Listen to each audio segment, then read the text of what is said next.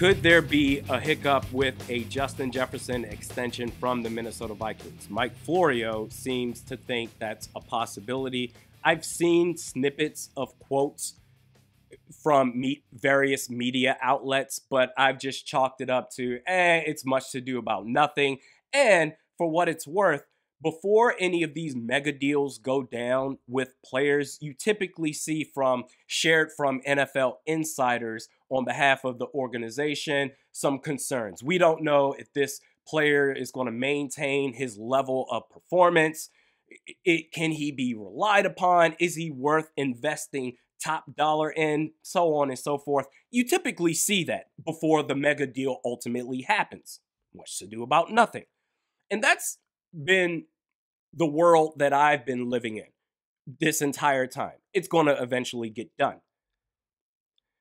However, instead of looking at all the snippets of quotes of Mike Florio and what he's said on this, I decided to get it from the horse's mouth.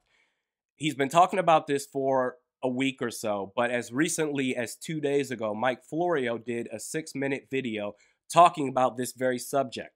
Justin Jefferson, a contract extension with the Vikings, the hurdles that he's going to have to overcome. A 6-minute video, and I watched the entire thing. And I have to say that if what he's saying is true, this could potentially become a problem. Mike Florio mentioned that the Vikings have an approach to long-term contracts that they're not going to deviate from with Justin Jefferson. They don't like to have full guarantees beyond the first year of a new deal. They made the exception with Kirk Cousins. And the reason for that, why they don't like full guarantees beyond the first year, is because, according to Florio, it gives the Vikings options to get out if need be. He also speculates, do the Vikings want to pay him, Jefferson, market value? They want a franchise quarterback. Trading Justin Jefferson could be the key to making that happen. And I understand as an organization, if you want to you should have a uniformed, dare I say, stingy approach when it comes to contracts. But sometimes there's, and even on rare occasions, there's an exception to the rule. Justin Jefferson isn't some guy. He's not Alexander Madison or KJ Osborne or Dean Lowry. Justin Jefferson is a 3-time All-Pro, Offensive Player of the Year. He's had at least 1,000 yards receiving in each of the 4 years he's played at the pro level out of LSU.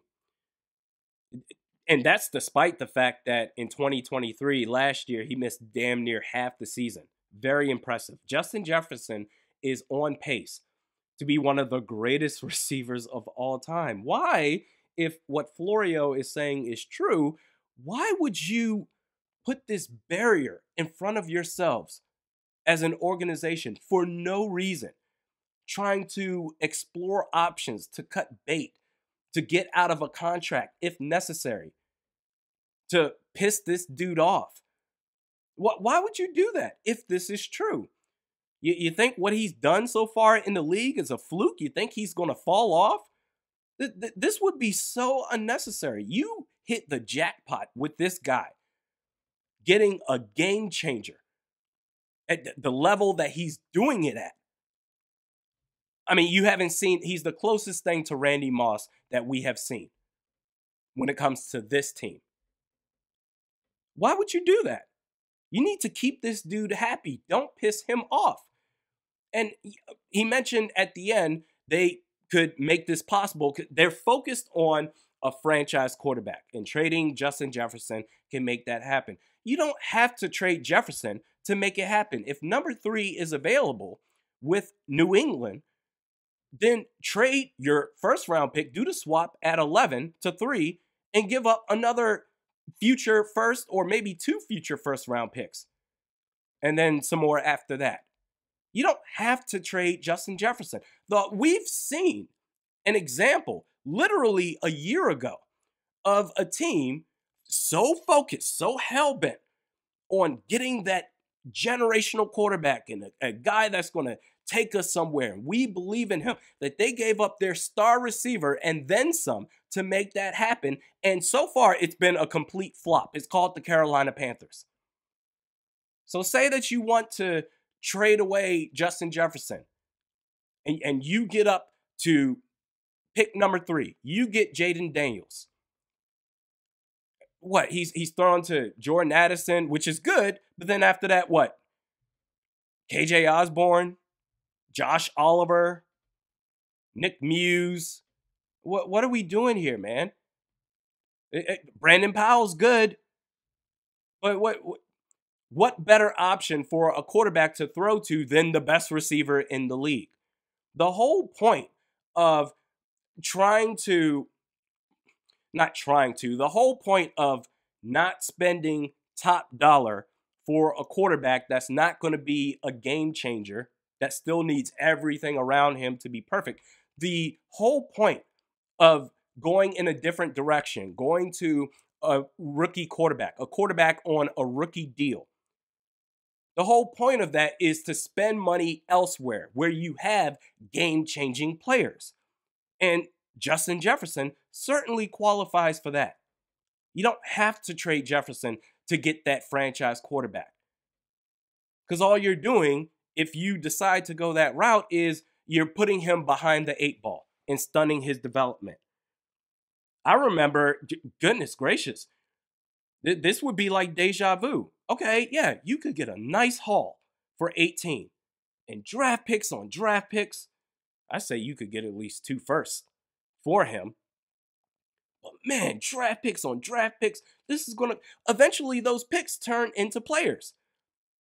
You remember when the Vikings traded Randy Moss, who, I don't care what anybody says, I know everybody kisses Jerry Rice's ass.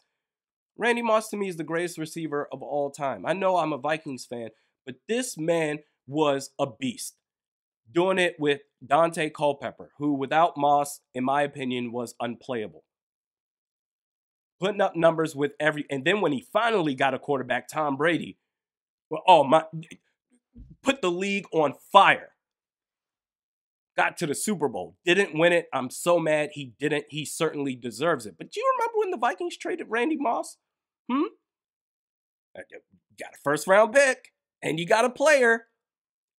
That player, linebacker Napoleon Harris. And the draft pick, the first rounder, turned out to be Troy Williamson. One of the biggest busts in this franchise's history. The compensation you got came nowhere close to what you would get with Randy Moss had you have kept him on the team. Why ruin a perfectly good thing? You hit the jackpot. He's here. And you have leverage. He's going to play under his 5th-year option. You can tag him up to 2 times if necessary. But you don't want to go down that path where it's a bitter war and it's nasty. Just keep him happy, bro. This doesn't have to be a problem if what Florio is saying is actually true. Just go ahead and get it done. I'm not interested in trading away Justin Jefferson or going through some tug of war where you're trying to strong arm him. He has done everything needed to prove to you that he's worth every penny of what he deserves, beyond what Nick Bosa got from San Francisco.